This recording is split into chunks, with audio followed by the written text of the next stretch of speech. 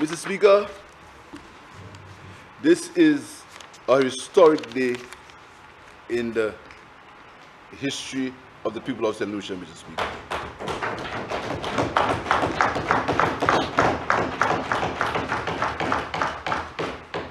Mr. Speaker, it is historic because we as a people are showing that we have confidence in ourselves, that we have confidence in our jurisprudence, and we have confidence in the people of the region, Mr. Speaker.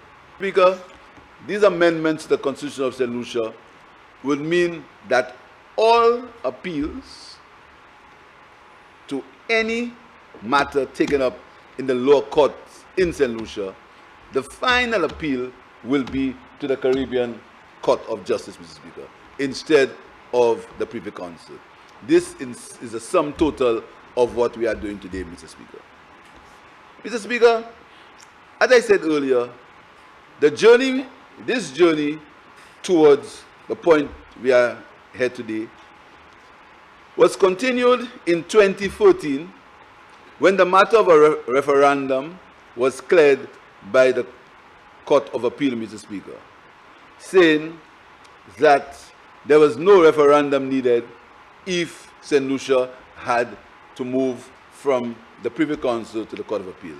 That was cleared by the Supreme Court of the Eastern Caribbean Supreme Court, Mr. Speaker. It was cleared, the Court of Appeal. That was clear. So that means that there was concurrence that we did not need a referendum to make the transition from the Privy Council to the Caribbean Court of Justice, Mr. Speaker. That was clear from 2014. There is no legal basis for a referendum, and that was cleared. And it's very important, Mr. Speaker, that we repeat that.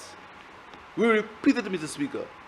The need for a referendum was cleared by the Eastern Caribbean Court of Appeal. So, Mr. Speaker, the Labour Party in its manifesto in the last general election of 2021, on page 28 of the manifesto, Mr. Speaker, and I quote, here is what the manifesto said. It said, "We will commence the process for the ascension to the Caribbean Court of Justice as St. Lucia's final appellate court as the replacement to the Privy Council." That was clearly stated in the manifesto of the St. Lucia Labour Party in the 2021 general election, Mr. Speaker. And on the 26th of July 2021, the people voted for the Labour Party with a resounding victory of 13 seats to 2, Mr. Speaker, and we were joined by 2 other members, giving us a majority of 15 seats to 2. That was clear. That was clear, Mr. Speaker, in the manifesto, Mr. Speaker. On the 29th of March 2022, Mr. Speaker, the Governor General, in his throne speech, announced that the government intended to terminate its relationship with the Privy Council. He said it in clear and certain terms, Mr. Speaker, on the 29th of March in his budget address, Mr. Speaker, in his throne speech. It was clear. And the throne speech is normally the policy of the government, Mr. Speaker. In my budget address on the 26th of April 2022, I stated clearly on page 50, I announced that a committee chaired by an ex-judge had been tasked to assist in the process of ascension to the Caribbean Court of Justice through public education, etc. That was stated clearly in my budget address on the 26th of April 2022, Mr. Speaker. Mr. Speaker, continuing the process, on the 30th of March 2022, a letter was written to the Foreign Secretary requesting agreement to amend the Constitution to terminate jurisdiction of the Privy Council.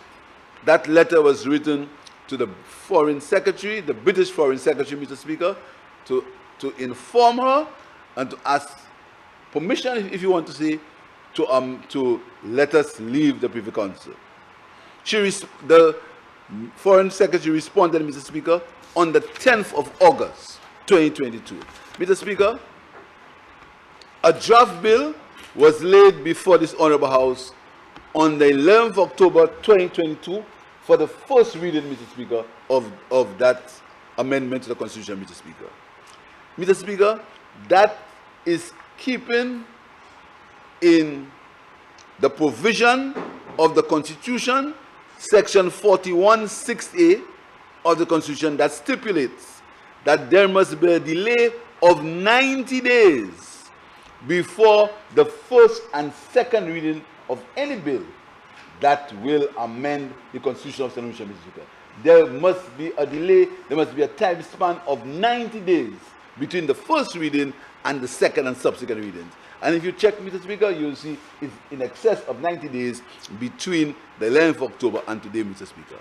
So, Mr. Speaker, it is clear that all the constitutional requirements have been met for us to amend the Constitution, Mr. Speaker.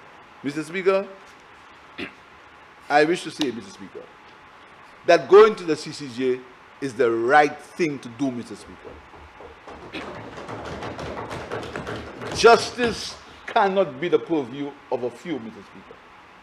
All St. Lucians, all citizens have a right to justice at the highest level, Mr. Speaker.